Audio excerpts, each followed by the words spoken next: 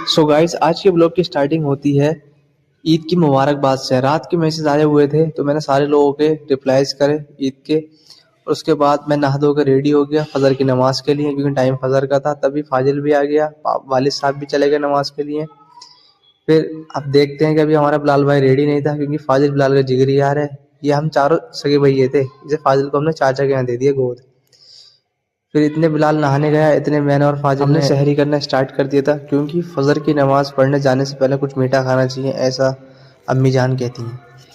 फिर क्या था, फाजिल और मैंने कुछ थोड़ा बहुत खाना शुरू किया, और शायद बात अलग है कि खाते खाते टाइम ज़्यादा लग गया। फिर बिलाल ने बोला सारा तो तुम ही खा जाओगे, इसलिए बिलाल ने कहा नहाऊंगा नहीं, मैं भी खाऊंगा। और खाने के बाद बिलाल ने और खाया, एक बार फिर खाया, और उसके बाद एक बार फिर खाया। फिर जैसे ही हम घर से बाहर निकले, पता चलता है कि गाड़ी खड़ी थी हमारे इस्तकबाल के लिए, यानी ट्रेन। फिर पता चलता वो गाड़ी हमारे लिए नहीं आई थी। फिर फाजिल और बिलाल चल देते हैं नमाज के लिए आगे आगे, मैं चलता हूँ उनके पीछे पीछे। फिर मैं देखता हूँ मेरे पीछे कौन आ रहा है, पता चलता कोई नहीं आ रहा, क्योंकि सब तो आगे निकल गए। फिर हमने फजर की नमाज अदा करी, चल दिए घर की तरफ। घर के आए ही थे, तैयारी हो जाती है ईद उल फितर की नमाज की, यानी ईद की।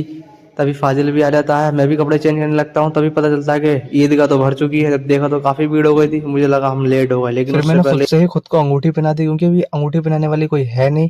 फिर तभी रास्ते में नदीम भाई मिल जाते हैं, कहते हैं कहाँ जा रहे हो। मैंने कहा नमाज के लिए, कह रहे खुशबू तो लगा दो। मैंने कहा लगा दो। फिर हमने खुशबू लगाई, उसके बाद हम चल दिए नमाज पढ़ने के लिए।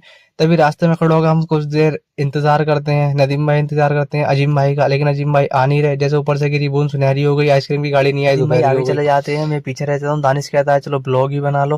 फिर मैं अब्दुल्ला को आवाज देता हूँ, तो अब्दुल्ला मुझे ऐसे ढूंढता है मैं कोई जीनी हूँ, जबकि मैं उसका चाचा हूँ यार।